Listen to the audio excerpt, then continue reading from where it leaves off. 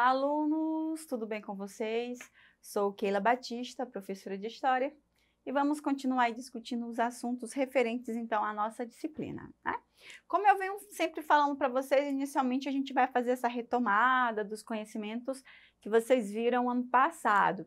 E o nosso assunto de hoje é referente, então, à Roma Antiga, né? Essa civilização clássica que vai ser bem importante aí para outras sociedades, né? A gente vem com a questão do direito, o latim também, que a partir do latim muitas línguas, né, vão se desenvolver, principalmente aí a nossa, né, a língua portuguesa. Então a gente vai ter então aí essa civilização que a gente vai rapidamente olhar um pouco sobre para ela hoje, tá, pessoal? Então a gente tem aí, né, Roma, né? Roma sempre remete, então, à história antiga, a um grande império, né? E a gente vai ver, então, um pouco da construção desse império, né? Desse império de Roma, que no fim, então, de Roma, né? Da Roma Antiga, a gente vai ter a divisão, né? Entre a história antiga e a Idade Média, tá bom? Então, assim, pessoal, a localização, né? Roma se localiza na Península Itálica, né, uma longa faixa de terra em forma de uma bota, né, se vocês verem no mapa aí, o mapa da Itália, a gente tem uma forma de uma bota, né, no qual o rio Tibre é o seu segundo rio mais largo e atravessa toda a cidade de Roma, né, indo desaguar no mar Tirreno, né. Então a gente tem aí uma localização, né, que a gente tem esse rio e também essa questão com o mar, que vai também, como a gente está falando de antiguidade, favorecer o contato, né? A gente vai ter um período aí que Roma ele vai guerrear com Grécia, vai vencer e vai trazer, então, as questões culturais da Grécia. A Grécia vai adentrar o território de Roma com as questões culturais, tanto que a gente vai ter, então, a mesclagem desses elementos, tá bom, pessoal? E aí, então, a origem de Roma, né? Quando se fala de origem de Roma, a gente tem duas ideias, duas teorias, né, que falam sobre o surgimento dessa civilização que a gente vai ter o Império. Uma é a origem histórica e a outra é a origem mitológica. Na origem histórica, a gente tem, né, segundo a maioria dos historiadores, Roma se originou de uma fortaleza fundada pelos latinos para defendê-los da ameaça dos etruscos, né? Que são aí os povos que vão inicialmente adentrar esse território. Então a gente vai ter então os latinos que vão construir uma fortaleza e a partir daí a gente vai ter o desenvolvimento então dessa cidade, tá? E aí a outra explicação que a gente tem, né, bem conhecida, é a origem mitológica, né? Que vem aí de acordo com a mitologia, né, que dois irmãos, eles foram alimentados por uma loba, eles seriam sucessores de um reino, né? E aí o tio, com inveja, ele pega essas crianças e lançam no rio, e aí uma loba encontra e amamenta os dois irmãos, né? E aí depois um caçador, ele vem e cria esses irmãos, e depois eles crescem, né? E vão reivindicar, então, né, o direito, e a gente tem essa origem mitológica, né? Para os romanos antigos, Roma teria sido fundada por dois irmãos gêmeos, Rômulo e Remo, que teriam sido abandonados e amamentados então por uma loba, né? Então essa mitologia está sempre muito presente quando se fala do surgimento de Roma antiga, né? Então a gente vem para a sociedade romana. Ela era dividida em três classes, né? Os patrícios ou nobres, né? Que eram então os descendentes das famílias que promoveram a ocupação inicial de Roma. Eram, claro, né, os grandes proprietários de terra e de gado. E aí, pessoal, nós vamos ter os plebeus, né? Que eram então pequenos agricultores, os comerciantes, pastores e artesãos, e eles constituíam a maior parte da população, né? Era a maior parte da população, mas eles não tinham, então, direitos políticos, né? Tanto que depois eles vão reivindicar, né? Eles vão fazer, então, movimentos, e de fato eles vão ser atendidos em alguns quesitos, tá, pessoal? E aí nós vamos ter os escravos, né? Que eram plebeus, endividados e principalmente prisioneiros de guerra. Realizavam todo tipo de trabalho e eram considerados bens materiais, né? E não tinham nenhum direito civil nem político, né? Então aí esses escravos, a gente tem essa escravização na Roma, principalmente por conta aí dessa questão de guerra vencida e de pessoas, né, que tinham dívidas que não conseguiam pagar e se tornavam então escravos, tá bom? E aí então, para a gente falar dessa divisão histórica da organização do poder em Roma antiga, os historiadores eles dividiram em 3 períodos, né? Na verdade, 3 grandes períodos. Primeiro, a gente tem a monarquia, que vai de 753 a 509 a.C. Depois, a gente vai ter a república, né? De 509 a 27 a.C. E o Império, em 27 a.C. a 476 depois de Cristo, tá, pessoal? Então, para se estudar essa civilização, a gente tem, então, essa divisão clássica, tá? Primeiro, a monarquia, né? Nesse período, Roma foi governada por 7 reis, né? Sendo os 4 os primeiros romanos e os 3 últimos etruscos, né? Nesse período, Roma adquiriu o aspecto de cidade, né?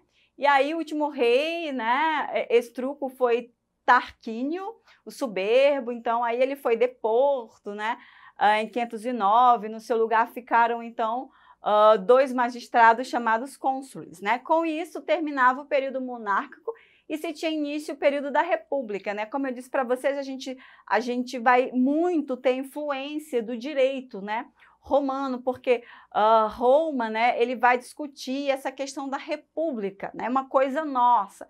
Então, isso vai ser muito importante, tá, pessoal? E aí a gente tem, de fato, então, a república, né?